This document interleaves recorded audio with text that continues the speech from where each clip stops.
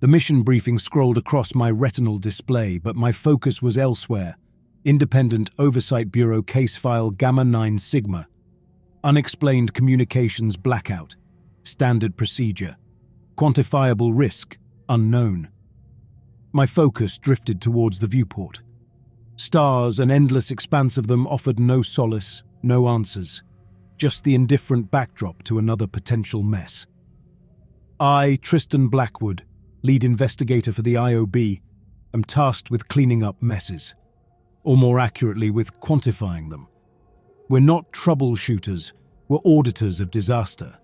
We sift through the aftermath, looking for the deviations, the miscalculations, the human element that inevitably leads to catastrophe.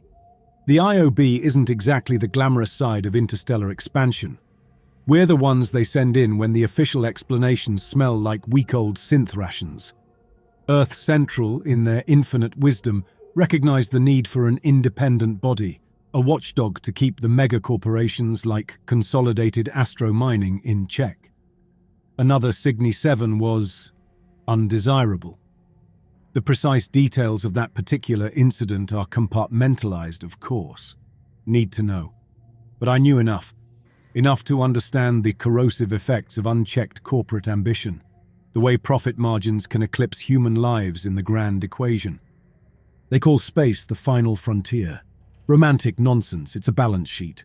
Credits versus expenditures. Resources extracted versus lives expended. FTL travel is a reality, but a costly, demanding one. Each jump a carefully calculated expenditure of energy, time, and, inevitably, risk. Colonies like Sector Gamma 9 are vital cogs in this vast, grinding machine. Remote outposts, clinging to the edges of explored space, tasked with extracting the resources that fuel the expansion, that keep the lights on back on Earth. The type who volunteer for such assignments tend to be of one variety. Not many are given a choice. My mind, as always, sought the comfort of procedure. Each IOB investigator undergoes rigorous psychological profiling, stress-tested to the breaking point. We're trained to maintain objectivity, to filter out the emotional noise and focus on the data. The sheer isolation of deep space, the prolonged separation from everything, it breeds a certain kind of fragility, a susceptibility to anomalies. Of course, I also have my enhancements. That is to say, when they certified me, they stuffed the sum total of IOB's central data core into my head via a chip implanted in my skull. Not exactly pleasant, but certainly efficient. The relationship between Earth Central and the corporations is a delicate, often strained, symbiosis. Central needs the raw materials, the technological advancements, the economic engine that only the corporations can provide. The corporations, in turn, need the legal framework, the infrastructure, the protection that only a centralized government can offer. But out here on the fringes, the lines blur. Corporate jurisdiction often overlaps, even supersedes governmental authority. It's a jurisdictional grey area, ripe for exploitation. Captain Faulkner, a stoic, no-nonsense type, interrupts my thoughts. Approaching Sector Gamma 9, Investigator Blackwood. Right, back to the quantifiable. I re-engaged with the briefing. No distress signal, no wreckage field, no indication of any catastrophic event. The colony had simply gone dark, all external communications offline. A complete cessation of data transmission, highly irregular, highly unsettling. Assemble the team, Captain. Standard entry protocol. Full environmental scans, biohazard precautions. Owen McAllister, my second-in-command, was already waiting by the airlock. A veteran, a solid, dependable presence. He'd seen it all, or at least claimed to. A face etched with the hard-won cynicism of a man who'd spent too long staring into the void. And then there was Dr. Richard Pierce, younger, sharper, a specialist in unconventional life forms, a xenobiologist with a penchant for the theoretical, a necessary counterpoint to McAllister's grounded pragmatism. "Anything on the preliminary scans, Captain Faulkner?" I asked as we strapped into our E-suits. These weren't mere spacesuits, but intricate systems, a second skin designed for survival in hostile environments, radiation shielding, biometric monitoring, integrated comms, each component a reflection of the very real dangers of operating beyond the protective embrace of a planetary atmosphere. "Negative, investigator," Faulkner replied. "Colony is dark. No energy signatures beyond minimal life support. No external damage. It's quiet." Quiet. A word that should carry no weight in the vacuum of space, yet, in this context, it resonated with an unnerving significance. I outlined the protocol, emphasizing the methodical, step-by-step approach. Secure the perimeter. Assess the environment. Locate the miners. Determine the cause of the blackout. And quantify the anomaly. The iron will docked with a muted clang, the docking clamps engaging with a tremor.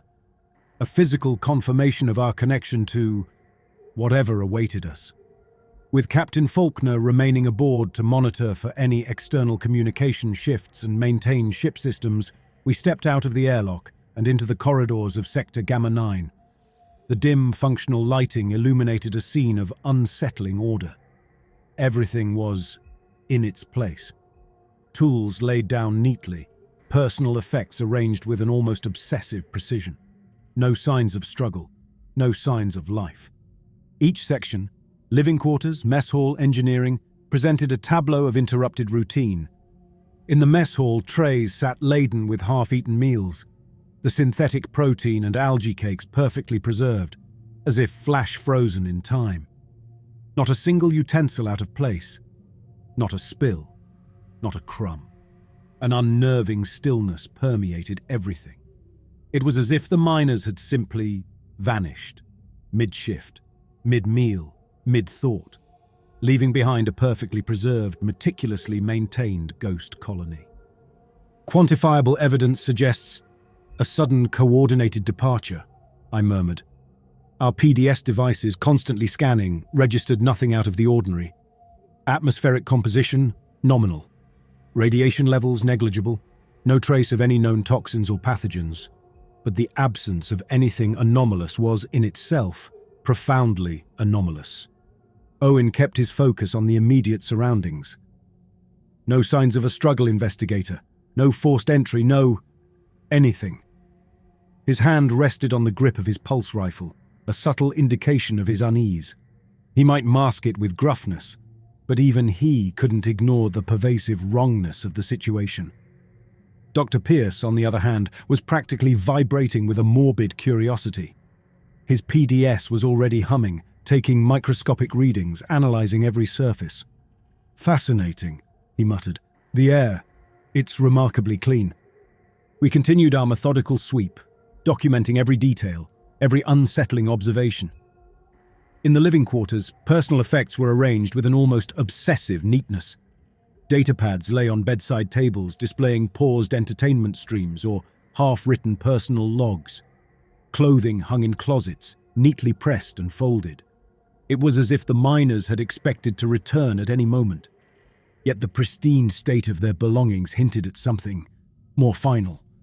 The colony logs, our primary source of potential information, were useless, corrupted, or more accurately, emptied. Every data entry, every record, every communication log had been systematically erased, leaving behind a blank slate. We reached the access point to the mines, a large, reinforced hatch leading down into the planet's depths. And there, standing in a silent, motionless vigil, were the statues.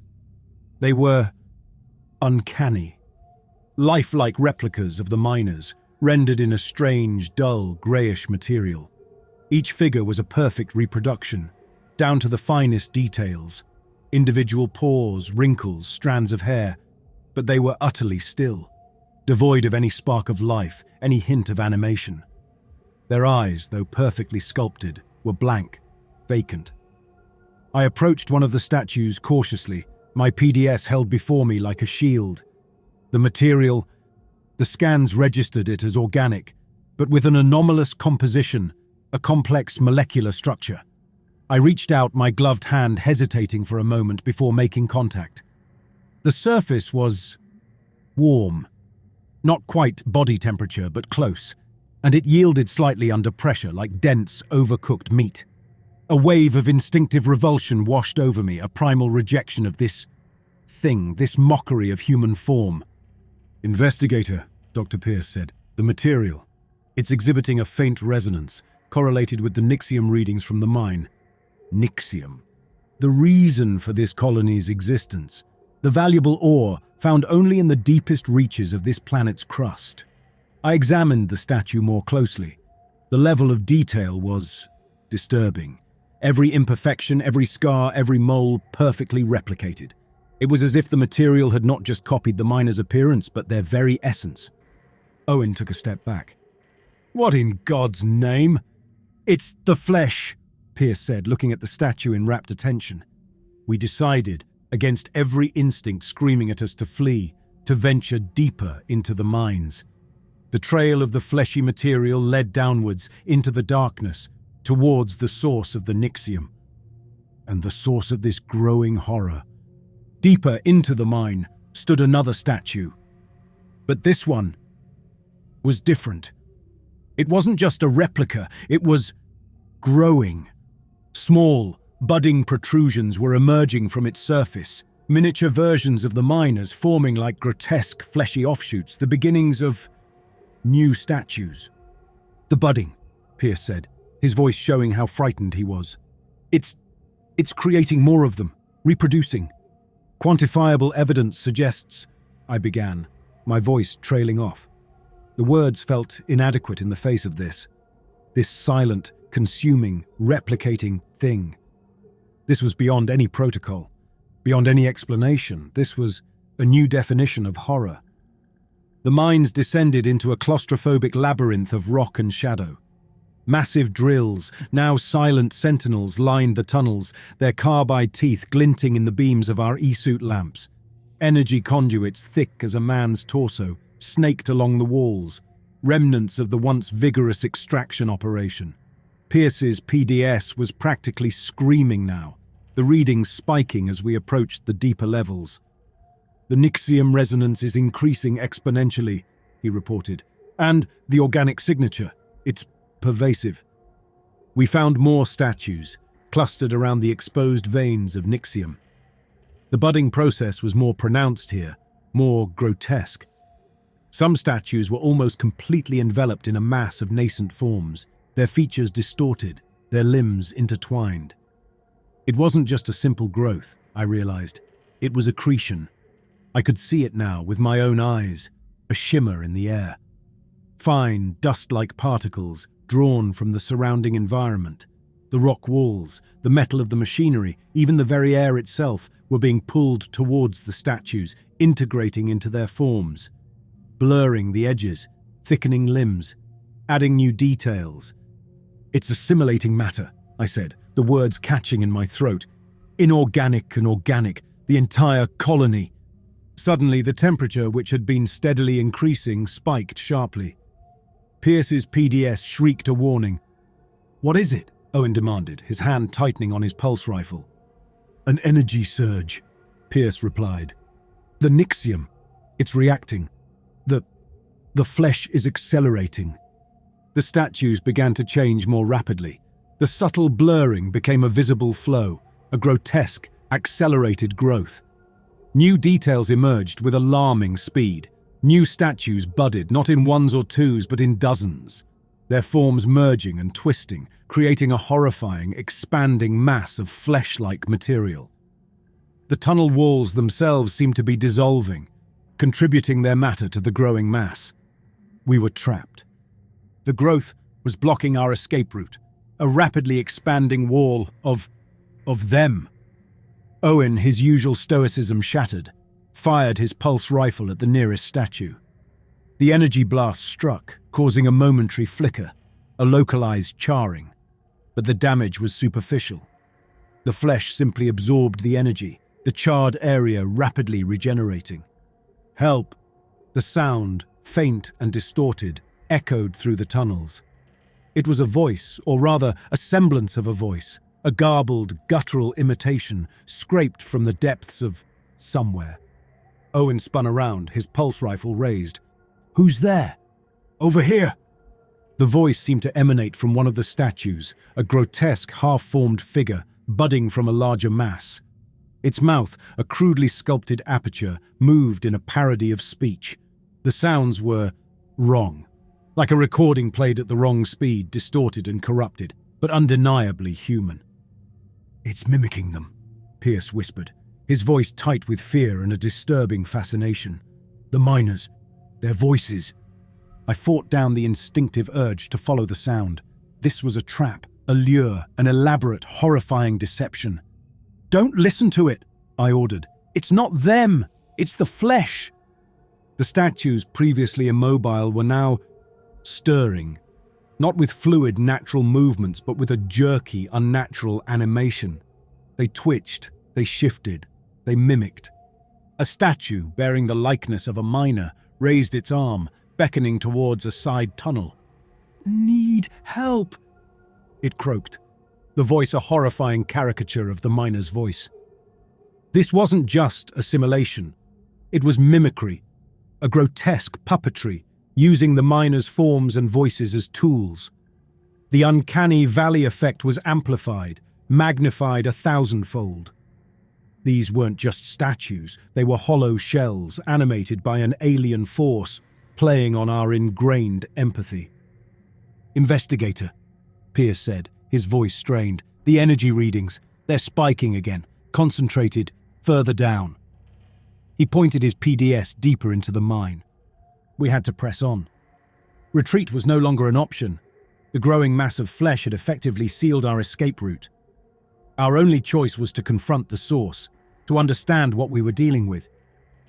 Ignoring the pleas, the cries of the missing miners, we moved deeper into the mine, following the increasingly intense energy readings.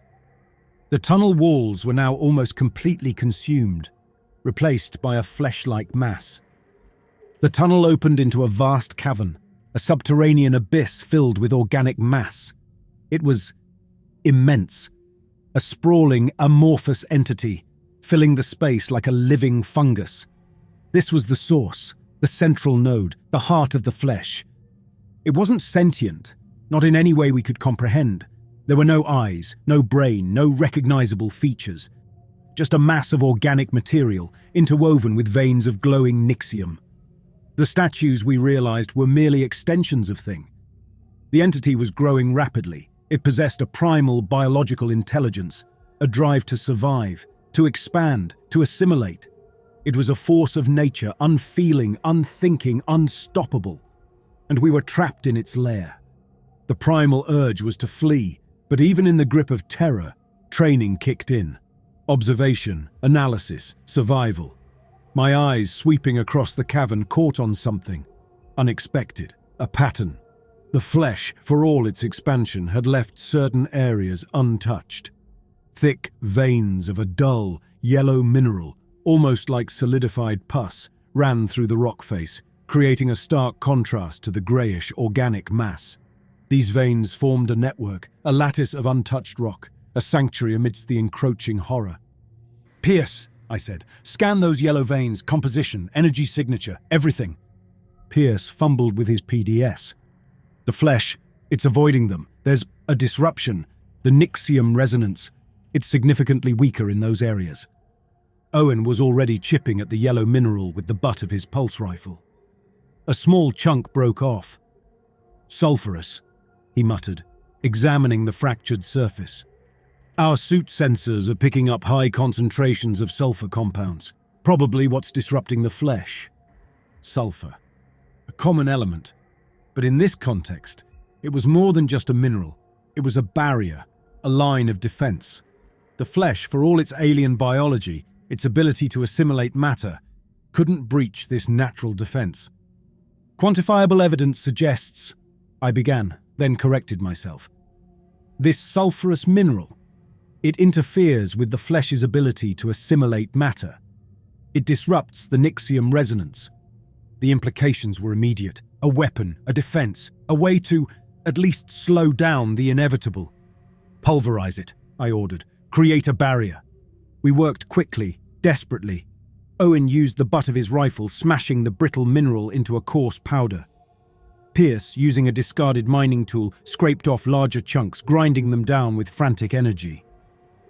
We spread the pulverized mineral along the edge of the encroaching flesh, creating a barrier. And it worked. The flesh, upon reaching the yellow line, recoiled. The assimilation process, the relentless accretion, stopped. We had found a temporary reprieve, a way to buy time. Pierce took readings of the interaction. The sulfurous compound, it's disrupting the molecular bonds, preventing the spores from binding with other matter. It's a localized disintegration. He touched the area where the flesh had recoiled. It was inert, dead. Not just stopped, but destroyed. The yellow mineral wasn't just a barrier. It was a poison, a weapon we could use against this consuming entity. A crude, imperfect weapon, but a weapon nonetheless. The sulfurous mineral, this unexpected gift from the planet's geology, offered a chance. A slim, desperate chance to fight back, to strike at the heart of this consuming horror. We worked with a frantic, almost feverish energy. The fear was still there, a cold knot in my gut, but it was tempered by a grim determination.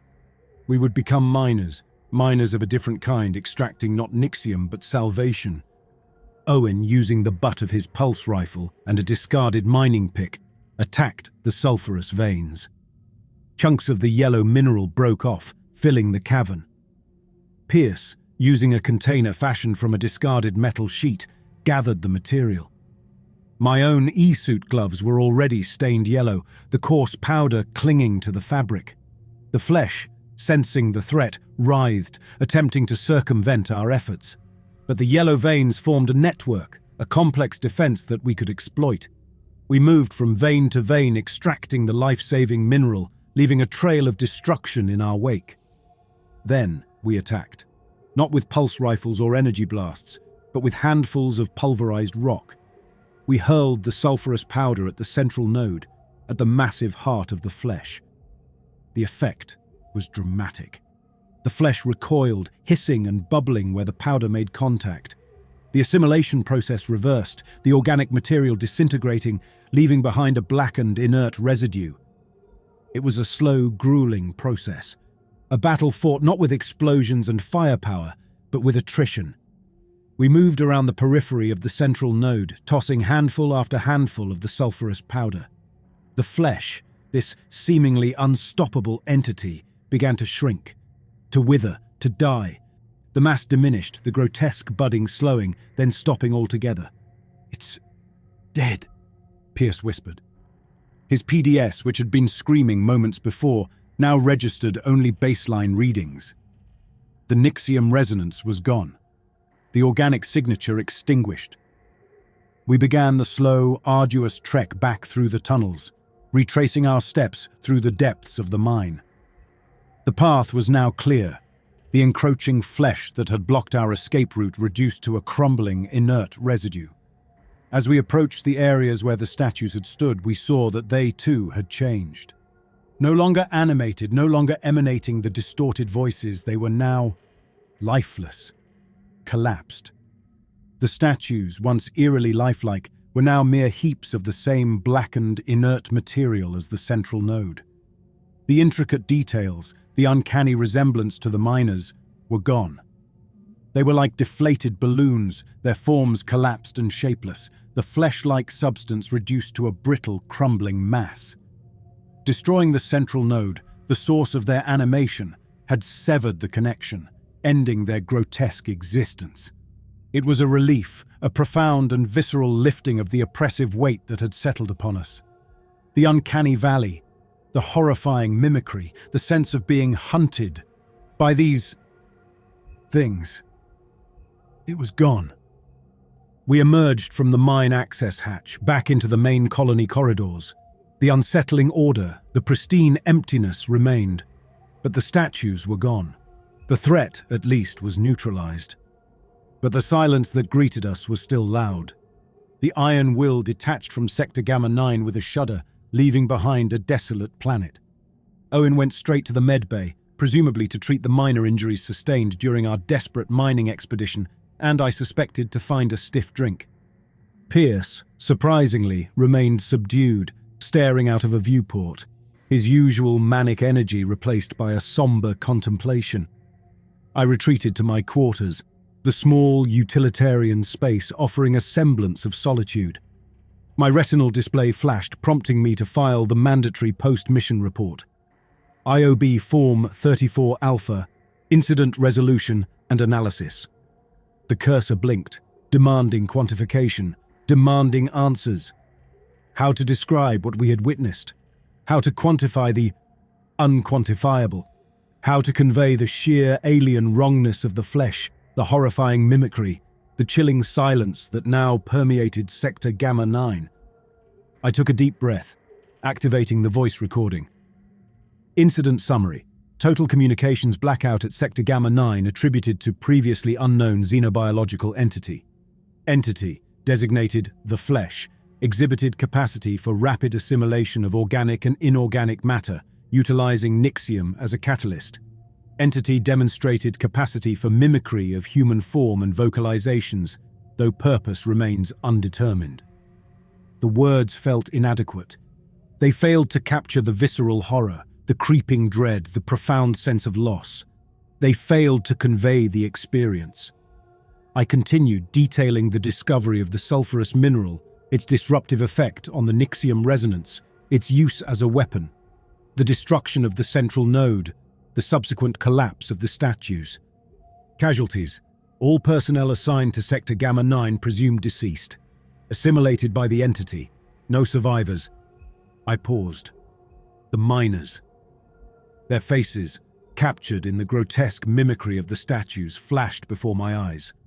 Their voices, distorted and corrupted, echoed in my memory. I had followed protocol. I had found the truth. I had solved the problem. But the victory felt tainted by the profound and irreversible loss. Recommendations. Sector Gamma 9 designated a quarantine zone. Full sterilization protocols implemented. Further research into the properties of the sulfurous mineral designated Inhibitor S warranted. Investigation into the origins and nature of the flesh. Ongoing. I paused again. The origins. The why. The IOB demanded answers, demanded quantifiable data. But some things, I suspected, defied easy categorization.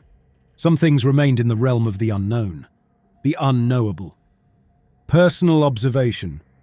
The entity encountered at Sector Gamma 9 represents a significant and previously unrecognized threat. Its capacity for assimilation and mimicry raises profound questions about the nature of life, the limits of human understanding, and the potential consequences of unchecked exploration. The silence of Sector Gamma 9 should serve as a warning.